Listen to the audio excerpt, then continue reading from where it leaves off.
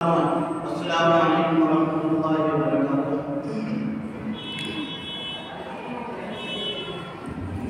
नहमदुहु व नुसल्ली अला रसूलिहिल करीम। अम्मा बअद फ़अऊज़ु बिल्लाहि मिनश शैतानिर रजीम। बिस्मिल्लाहिर रहमानिर रहीम। इहदिनस सिरातल मुस्तक़ीम सिरातल लज़ीना अनअमत अलैहिम गैरिल मग़दूबि अलैहिम वलद्दालीन।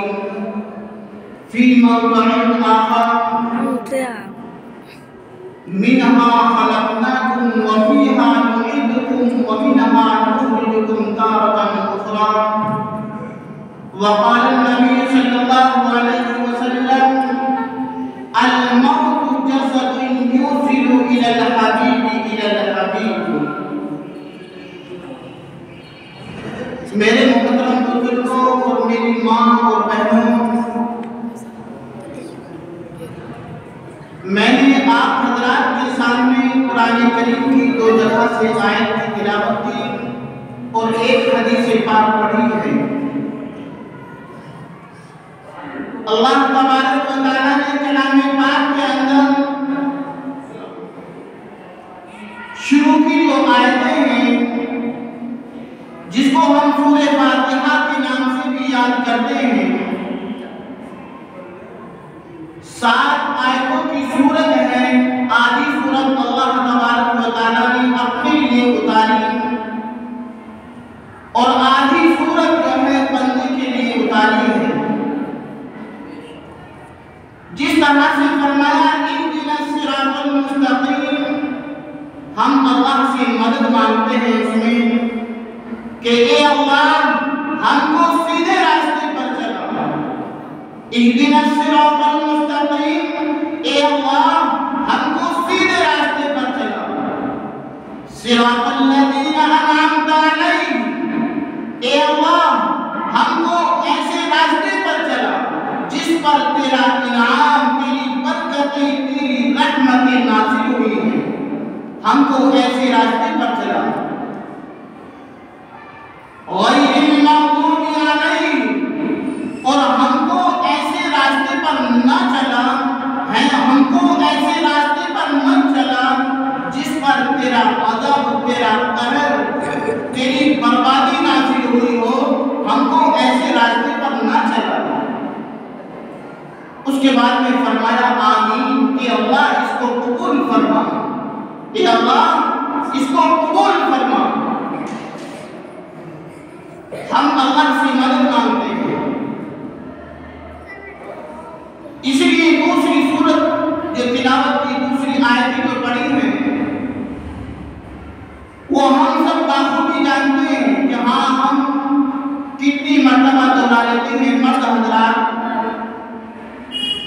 क्योंकि मेरी माँ और बहनों को ये अल्फाज दोहराने का मौका ही नहीं मिलता है। क्योंकि ये आयतें जो है उस वक्त पढ़ी जाती है जब हम कब्र पर मिट्टी डालते हैं। जब हम कब्र पर मिट्टी डालते हैं उस वक्त पढ़ी जाती है। जिस तरह से कब्र पर मिट्टी डालते हैं, मिन्हा खलक़नाकुम, अल्लाह तबारक व तआला फरमाता है कलाम पाक के अंदर कि तुमको इसी मिट्टी से पैदा किया गया, व फ़ीहा नुईदुकुम, और आज जब तुमको मौत आई है तो इसी जमीन के अंदर पहुंचा दिया गया। व मिन्हा नुख़रिजुकुम तारतन उख़रा, जब हश्र का मैदान बर्पा होगा, क़यामत बर्पा होगी, हर आदमी परेशानी के आलम में उठाया जाएगा तो इसी मिट्टी से उगाया जाएगा। लेकिन वहां का मामला ऐसा होगा जैसे जिसके आमाल होंगे वैसा ही उसके साथ में हश्र किया जाएगा। मेरी माँ और बहनों, मैं आप हज़रात को ये बताना चाहता हूँ कि अल्लाह तबारक व तआला ने हमें बहुत ही कम वक्त दिया है। ना मालूम किस वक्त किसकी सांस टूट जाएगा। क्योंकि ऐसा होता है, आदमी अभी पता चला कि अमर हजर के लिए जा रहा है, किसी को कि मुरादाबाद के लिए जा रहा है, अब ये मालूम नहीं कि लौट कर आएगा नहीं आएगा, क्या पता उसकी मौत वहां भी लिखी हुई है। ऐसे बहुत सी वाकयात हैं। इसलिए अक्लमंद और होशियार वो है जो मौत के आने से पहले पहले मौत की तैयारी कर ले, क्योंकि एक मरतबा का वाकया है। एक मरतबा हजरत, जिनका नाम हम सब जानते हैं, हजरत अलकमा रज़ियल्लाहु ताला अन्हु, उनका आखिरी वक्त है, आखिरी सांसें चल रही हैं, ज़बान से कलमा जारी नहीं होता,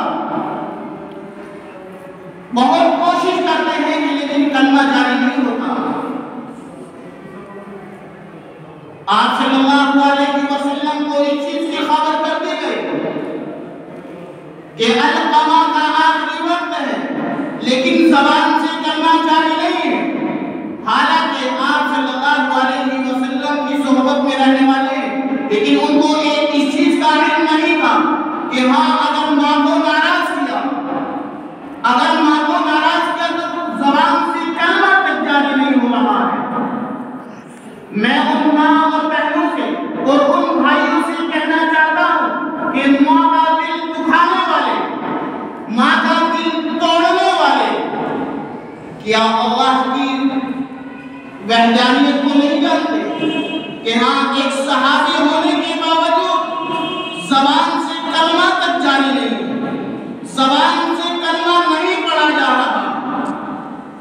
आप सल्लल्लाहु अलैहि वसल्लम ने फरमाया, सहाबियों को भेजकर उन्हें फरमाया कि इनकी देखो कि वालिद और वालिदा हैं या दोनों दुनिया से चले गए। उसके बाद में फरमाया कि वालिद साहब तो चले गए, लेकिन वालिदा अभी मौजूद है। तो आप सल्लल्लाहु अलैहि वसल्लम ने फरमाया कि वालिदा के साथ में कैसा मामला है इनका? तो सहाबी ने फरमाया कि वालिदा से जो है नाराज है, वालिदा इनकी नाराज है इनसे। मेरी माँ और बहनों, मैं आपसे ये कहना चाहता हूँ, कहने का मकसद सिर्फ ये है कि माँ का दिल तोड़ना बहुत ही खतरनाक चीज है। आप सल्लल्लाहु अलैहि वसल्लम ने फरमाया कि या तो उनकी वालिदा को यहाँ पर ले आओ या मैं उनके पास चलता हूँ, क्योंकि वो ज़ईफ़ है, कमजोर है। और फरमाया, सहाबियों से फरमाया कि बहुत सा ईंधन इकट्ठा करके लाओ और उसको दहकाओ, उसको खूब दहकाओ और अलकमा को उस पर लिटा दो। ये जहन्नुम की आग से बहुत ज्यादा नर्म है दुनिया की आग। लेकिन जब इस चीज की माँ को खबर हुई, हजरत अलकमा की माँ को खबर हुई कि हाँ, आप सल्लल्लाहु अलैहि वसल्लम ने ये फरमान जारी कर दिया है, तो फरमाया, माँ माँ होती है, मेरी माँ और बहनों और मेरे बुजुर्गों, माँ माँ होती है, माँ का दिल बहुत नर्म होता है। माँ ने फरमाया कि मेरे बेटे को मेरे सामने जलाओगे, मैं चाहे कितनी नाराज हूँ, लेकिन मैं अपने बेटे को अपने सामने जलता हुआ देख सकती हूँ क्या? तो आप सल्लल्लाहु अलैहि वसल्लम ने फरमाया, या तो अलकमा को मार कर दो या तुम्हारे सामने तुम्हारे बेटे को जला दिया जाएगा, क्योंकि ये जहन्नुम की आग से बहुत नर्म है। तो अलकमा रज़ियल्लाहु ताला अन्हु की वालिदा ने फरमाया कि हाँ, मैं अपने बेटे को माफ करती हूँ। आप सल्लल्लाहु अलैहि वसल्लम ने सहाबियों को दुआ दिया कि देखो अलकमा की ज़बान से कलमा जारी हुआ है या नहीं हुआ है। सहाबी वापस आए और फरमाया कि अलकमा की ज़बान से कलमा जारी हो गया और वो दुनिया से रुखसत हो गई। मेरे भाइयों, ये होता है मेरी माँ और बहनों, माँ का दिल तोड़ने वालों और तोड़ने वालियों, ये होता है माँ का दिल, कि अगर माँ का दिल टूट गया तो अल्लाह भी उससे नाराज है, और जब अल्लाह उससे नाराज हो गया तो मेरे भाइयों, मेरी माँ और बहनों, हमारा दुनिया में कहीं भी ठिकाना नहीं है। इसलिए एक बुजुर्ग है, वो रास्ते से जा रहे थे,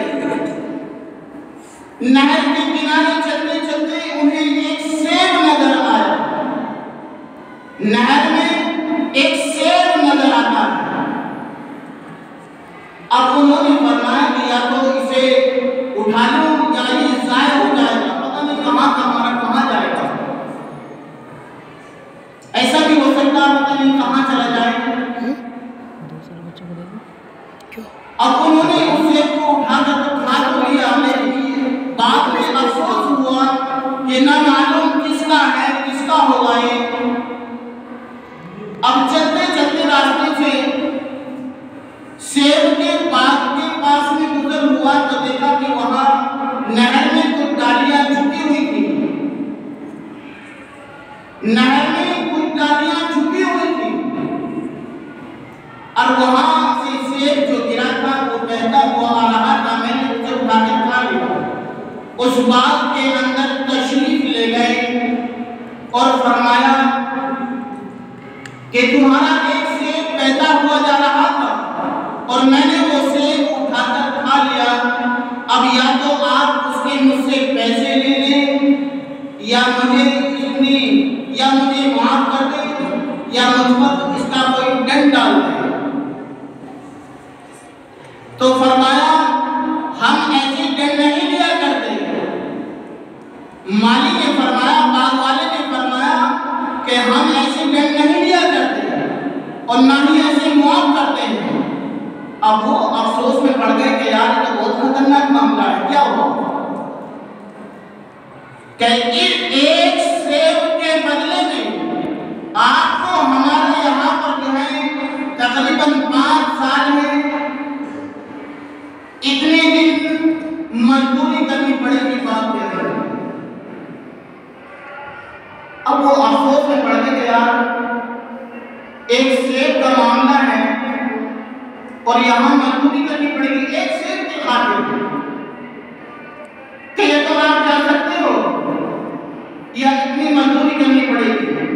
अब वो मुत्तक़ी होने के बावजूद फिर मालिक के पास गए कि हाँ ये आपका वादा पूरा हुआ, आप मुझे इजाजत दे दें, मैं अपने घर चला जाऊँ।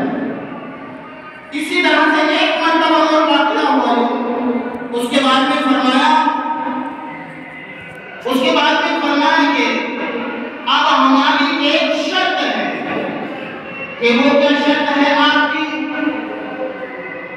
क्या शर्त है? वो कि हमारे पास एक लड़की है, वो हाथ पैरों से मानूर है, बूढ़ी है, आंखों से नाबीना है। अगर आप उससे निकाह करना चाहते हैं, आप उससे निकाह करना चाहते हैं तो सही है, वरना हम माफ नहीं करेंगे। अब वो फरमाने लगे कि यार क़यामत का वो होलनाक मंजर है। एक सेब में पता नहीं मेरे जिस्म के अंदर कौन सा खून बना दिया उस सेब ने, जिसको मैं अदा नहीं कर सकता। चलो अगर इतनी दिन की मुद्दत मैंने पूरी कर ली, एक ये मामला और भी सही है, आपने मंजूर कर लिया। मेरे भाइयों, मेरी माँ और बहनों, ये होता है जज्बात, ये होता है दिल पर मर मिटना, ये होता है आप सल्लल्लाहु अलैहि वसल्लम के तरीके पर चलना। क्योंकि वो सेब का हो सकता था कहीं ज़ाया हो जाएगा और ज़ाया हो भी जाता, पता नहीं कहाँ चला जाता, कहीं समुद्र में चला जाता, कुछ पता नहीं चलता। कि मैं हमारे पास एक लड़की है, उससे निकाह करना पड़ेगा। आपने मंजूर कर लिया। मंजूर होने के बाद में निकाह वगैरह हुआ। निकाह होने के बाद में एक कमरा मुकर्रर कर दिया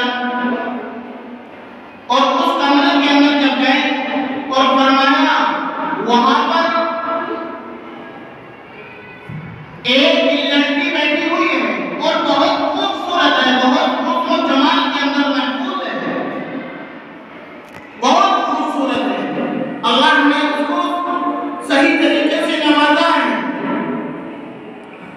अब वो कमरे के अंदर हल्की से दाखिल हुए और वापस तशरीफ ले आए, वापस पीछे हट गए कि यार जो मुझे बताया था वो तो यहाँ पर मौजूद नहीं है, शायद हो सकता है ये दूसरा कमरा है।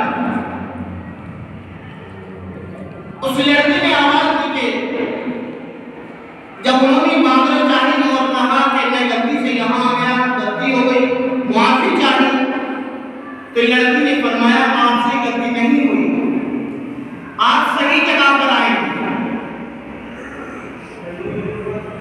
तो उन नौजवान ने फरमाया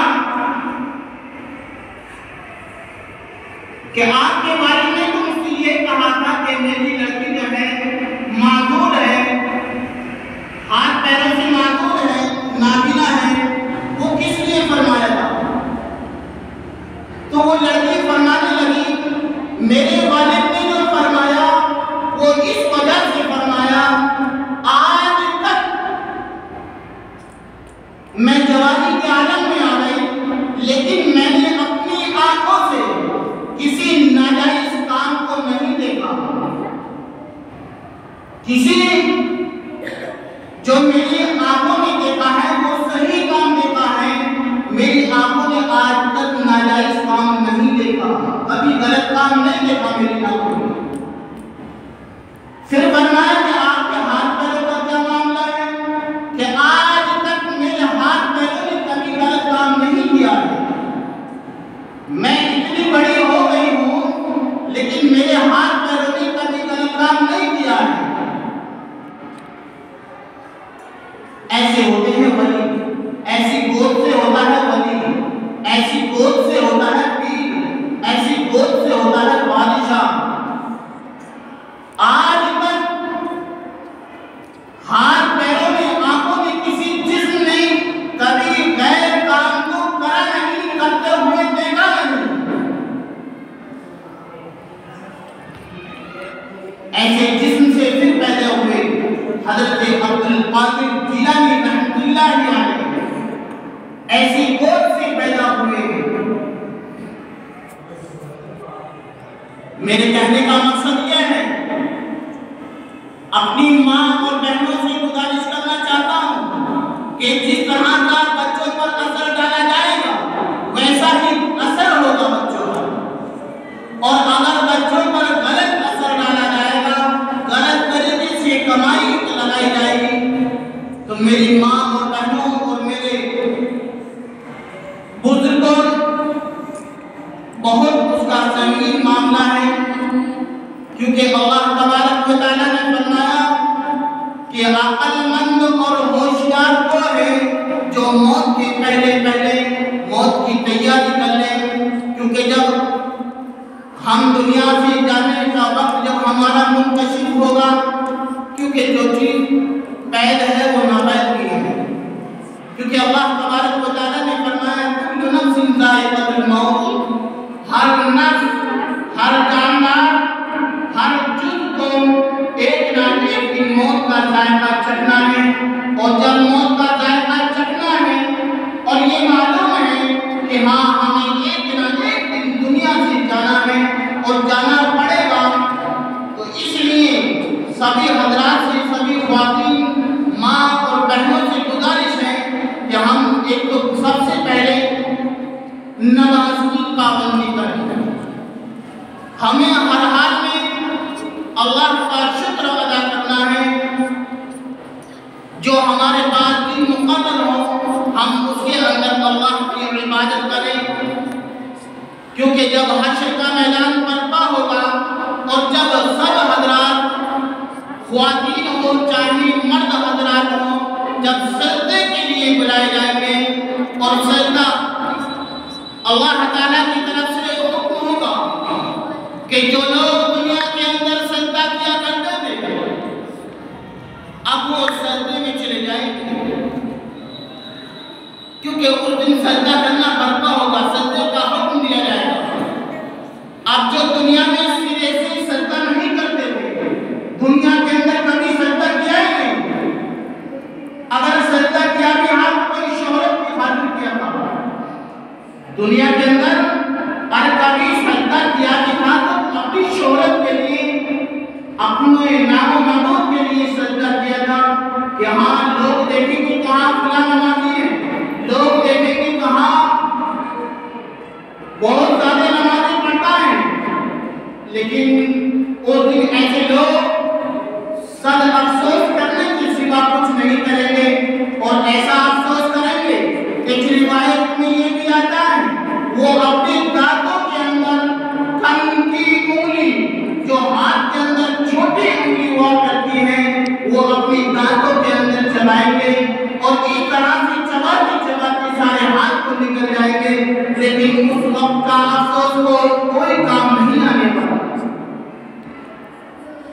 उस वक्त का अफसोस कोई काम नहीं आ सकता। जब सजदा करना ऐसा आम है और एक सजदे की खातिर अल्लाह तबारक व तआला ने